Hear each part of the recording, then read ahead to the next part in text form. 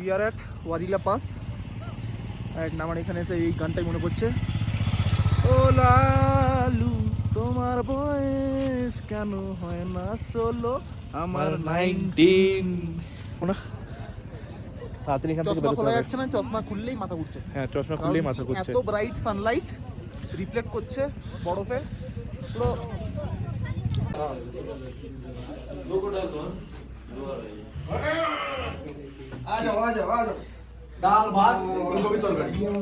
শেষ তো। আজ আমাদের লাদাখ ট্রিপের 6 নম্বর দিন। অনেকেই বলে Ladakh doesn't test your riding skill, it test your patience, courage and mindset. আজ বুঝতে পারলাম কথাটা কতটা সত্যি। আজ আমরা রওনা দিচ্ছি হুন্ডের থেকে পৃথিবীর অন্যতম সুন্দর গন্তব্য প্যাংগং লেকের উদ্দেশ্যে। কিন্তু এই পথটা মোটেই সহজ নয়। আজ একই দিনে পার করব দুটি হাই অল্টিটিউড পাস, ওয়ারিলা পাস আর ছাংলা পাস। অজানা রাস্তা, অফরোড ট্র্যাক, হাজার হাজার উঁচু পাহাড়, নিঃশ্বাস আটকে দেওয়া দৃশ্য, আর প্রতিটা বাঁকের পর অপেক্ষা করছে নতুন একটা চমক। কিন্তু এই রোমাঞ্চের মাঝেই ঘটে যায় এমন একটা ঘটনা, বেসিক্যালি আমার একটা ছোট্ট অ্যাক্সিডেন্ট। সেই মুহূর্তে কি হয়েছিল? আমরা কি যাত্রা চালিয়ে যেতে পেরেছিলাম? শেষ পর্যন্ত কি পৌঁছতে পেরেছিলাম স্বপ্নের প্যাংগং লেকে? সব প্রশ্নের উত্তর আছে এই আজকের এপিসোডে। So tie your helmet, start your engine and let's ride into one of the most unforgettable days of our Ladakh journey.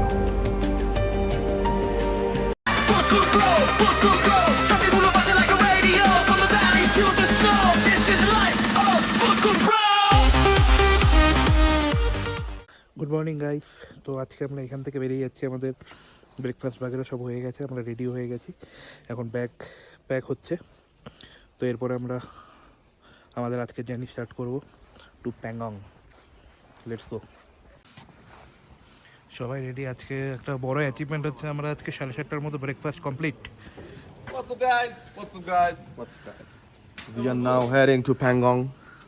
We are very excited to see the blue fucking water.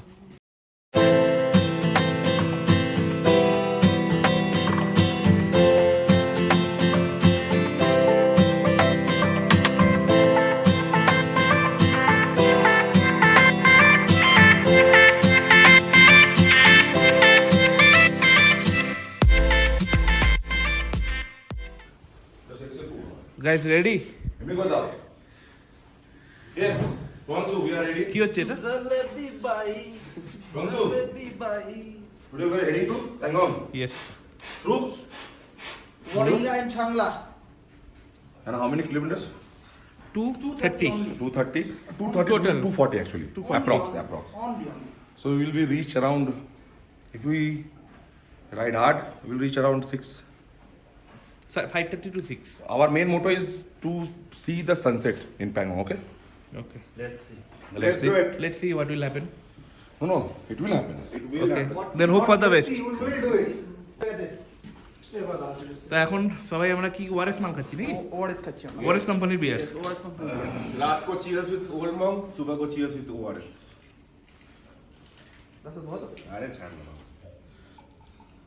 এই তো দুটো class আছে, তুই খাওয়া দাবার আমি খাচ্ছি। আমরা ওয়ারেস খেয়ে নিচ্ছি, ব্যাকপ্যাক ওদিকে হয়ে গেছে।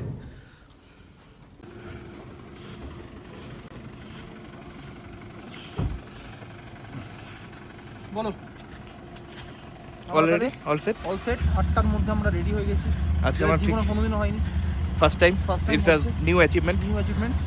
তখন এখানে ব্যাস আজকে বল ভাই কুলিয়ে আজকে জিএফ রাইড হবে। কি হবে? GF ride.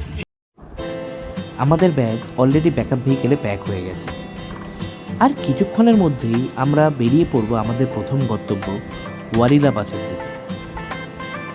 ওয়ারিলা পাস সমুদ্রপৃষ্ঠ থেকে এর উচ্চতা প্রায় 17,400 ফুট ওপরে। এটি নুব্রা ভ্যালিকে শক্তি ভিলেজের সঙ্গে সংযুক্ত করে এবং এই রাস্তা দিয়ে গেলে প্যাংগং লেকে যাওয়ার এক অসাধারণ অভিজ্ঞতা পাওয়া যায়। রাস্তার বেশিরভাগ অংশই সরু, অনেক জায়গায় ভাঙা আর অফবিট রোড, তাই এখানে বাইক চালানোর সময় গতি নয়, ধৈর্য আর নিয়ন্ত্রণই সবচেয়ে বড় বিষয়। সামনে অনেকটা পথ, তাই প্রথমেই বাইকে ফুল ট্যাঙ্ক করে নিলাম। এই রুটে পেট্রোল পাম্প খুবই কম, তাই লাদাখে বেরোনোর আগে ট্যাঙ্ক ভর্তি করে নেওয়াটাই সবচেয়ে বুদ্ধিমানের কাজ।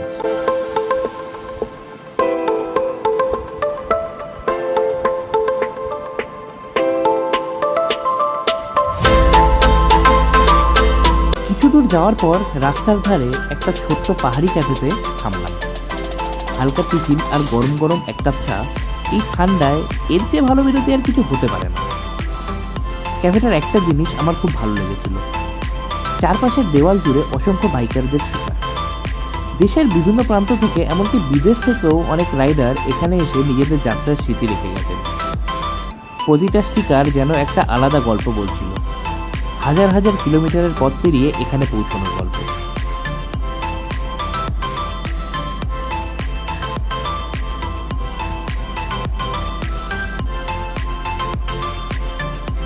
চা শেষ করে আবার হেলমেট পরে আমরা রওনা দিয়ে দিলাম।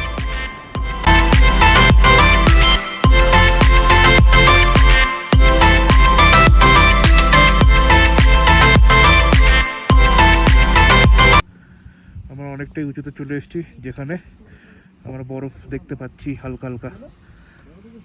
আমরা ওইখানটাতে মেবি যাব।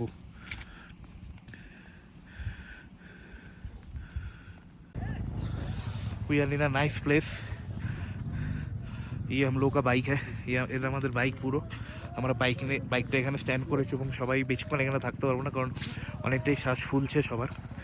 চারিদিকে বরফ, অক্সিজেন একটু কম আছে, দ্যাটস ওয়াই একটু শ্বাস ফুলছে। তো আমরা বেশিক্ষণ এখানে সময় নষ্ট করবো না, বাট আই নিড ওয়াটার। এই যে আলু, my second blog partner. Hello, we are at Warila Pass. We are at Warila Pass. And আমার এখানে এসে এই গানটাই মনে পড়ছে। কি ছিল জানো ওই লাইনটা? করুক মাথা ঝিম ঝিম, ঝিমঝিম করছে মাথা ঝিমঝিম করছে, সত্যি কথা। অক্সিজেন একটু কম আছে, অক্সিজেন কম থাকাতে সবারই ফাটছে। চল আমরা একটু সামনে যাচ্ছি সামনে তাড়াতাড়ি যাই, করে। আমরা দেখাই সবাইকে আমাদের ড্রোনটা কখন উড়বে? আমরা উঠবো। তো আমরা বেশিক্ষণ সময় নষ্ট করতে পারবো না, তাড়াতাড়ি এখান থেকে চশমা বেরোতে খোলা হবে। যাচ্ছে না, চশমা খুললেই মাথা ঘুরছে। হ্যাঁ, চশমা খুললেই মাথা ঘুরছে। এত ব্রাইট সানলাইট রিফ্লেক্ট করছে বরফে, পুরো হেইজি হেইজি। এই যে আমাদের নামুনিজ, অল দা নমুনা এখানে আছে আমাদের সাথে।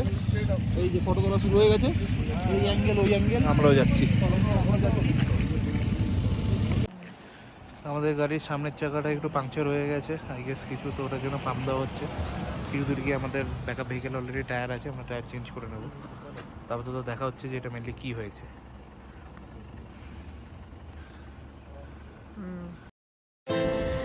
কিছু দূর এগোতেই হঠাৎ করেই আমাদের বাইকের টায়ারটা পাংচার হয়ে গিয়েছিল। এই নির্জন পাহাড়ি রাস্তায় এমন একটা সমস্যা সত্যি চিন্তার বিষয়, কারণ এখানে গ্যারেজ তো দূরের কথা, আশেপাশে তেমন কোনো সাহায্য পাওয়া যায় না। তবে ভাগ্যটা সেদিন আমাদের সঙ্গেই ছিল। আমাদের ব্যাকআপ ভেহিকেলে আগে থেকেই একটা এক্সট্রা টায়ার ছিল, তাই বেশি দেরি না করে টায়ারটা বদলে আবার রাস্তায় ফিরতে পারলাম। এই ছোট্ট ঘটনাটা আবার মনে করিয়ে দিল, লাদাখে শুধু ভালো রাইডার হলেই হয় না, ভালো প্রস্তুতিও থাকতে হয়।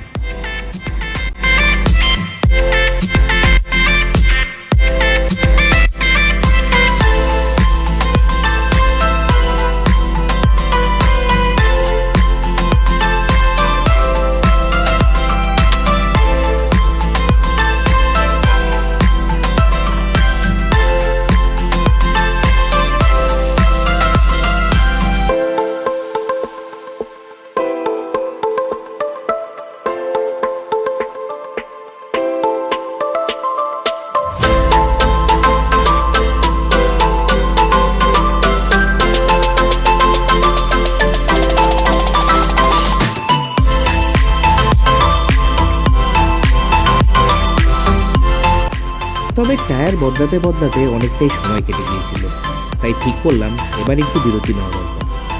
তাই রাস্তার ধারের একটা ছোট্ট হোটেলে থেমে লাঞ্চটা আমরা সেরে নিলাম।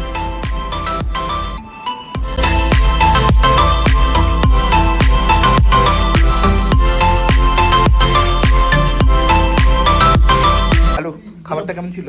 খাবারটা was good, মানে লোকাল ভালো, অনেকদিন পরে ভাত ডাল খেয়ে ভালো লাগছে। বড় ভাত ডাল খেয়ে সত্যি ভালো লাগছে। ভাত ডাল দই তরকারি হালকা একটু আচার আর দই সিম্পল। এরপর একটা হবে লাইট সেট इसको लगा डाला तो लाइट झिंगा ঠিক আছে না সুশান্ত হাউস দ্য ফুড? খুব সুন্দর খাবার, খুব সুন্দর খাবার, একদম পিওর ভেজ, অসম ভালো হবে। এনার্জেটিক অল্প, দইও আছে। লাঞ্চ শেষ করে আবার হেলমেট পরে বাইকে চেপে বসলাম। এবার আমাদের গন্তব্য ছাংলা পাস, আর তারপর সোজা প্যাংগং লেক। সকালে শুরু থেকেই একের পর এক চ্যালেঞ্জ পেরিয়ে এসেছি, কিন্তু পাহাড়ে ভ্রমণের সবচেয়ে বড় শিক্ষা হলো প্ল্যান বদলাতে পারে, কিন্তু যাত্রা থেমে থাকলে চলবে না। ধীরে ধীরে আমরা যত উপরে উঠছিলাম ততই বদলে যাচ্ছিল চারপাশের দৃশ্য। সবুজের বদলে দেখা মিলছিল রুক্ষ পাহাড়, বরফে ঢাকা চূড়া আর অসীম নীল আকাশ। মনে হচ্ছিল প্রকৃতি যেন প্রতি কয়েক কিলোমিটার পর পর নিজের রূপ বদলাতে আমাদের নতুন একটা চমক দিচ্ছে। ছাংলা পাস সমুদ্রপৃষ্ঠ থেকে প্রায় 17,688 ফুট উচ্চতায় অবস্থিত।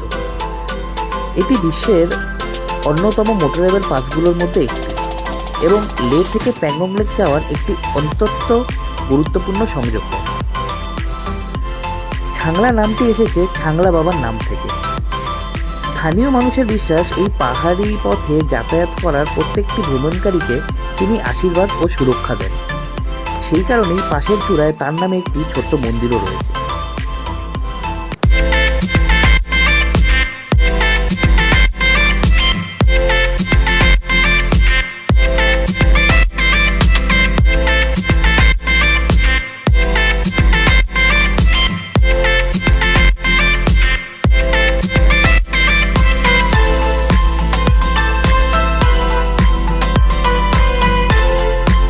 যতই সামনে এগোচ্ছি ততই আমাদের লাদাখ জার্নির এক একটা বড় অ্যাচিভমেন্ট সম্পূর্ণ হচ্ছে।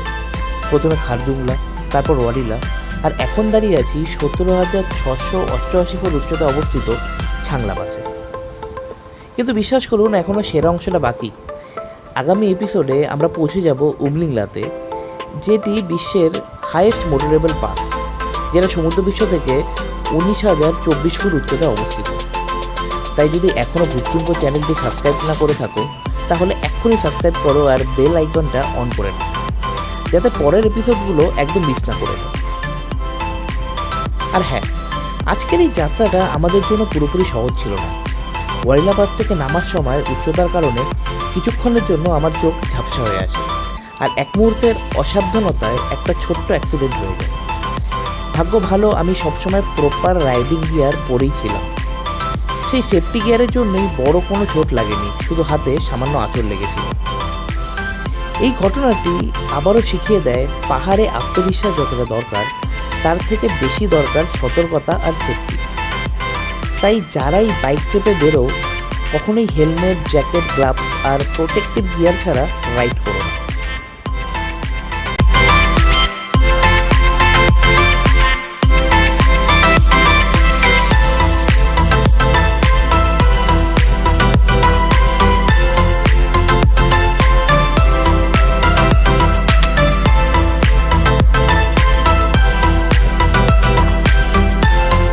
প্যাংগংয়ে পৌঁছে গেছি।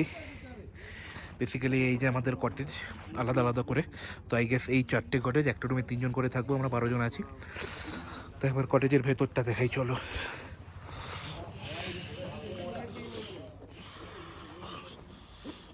এখানে 2 জন, এখানে 1 জন।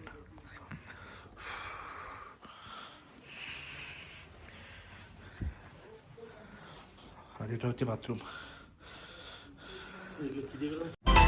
Thanks for watching guys. আজকের রাইডটা ছিল আমাদের পুরো লাদাখ ট্রিপের সবচেয়ে কঠিন দিন। এখন একটু বিশ্রাম, আর দেখা হবে পরের এপিসোডে প্যাংগংয়ের অপূর্ব সকালের সঙ্গে।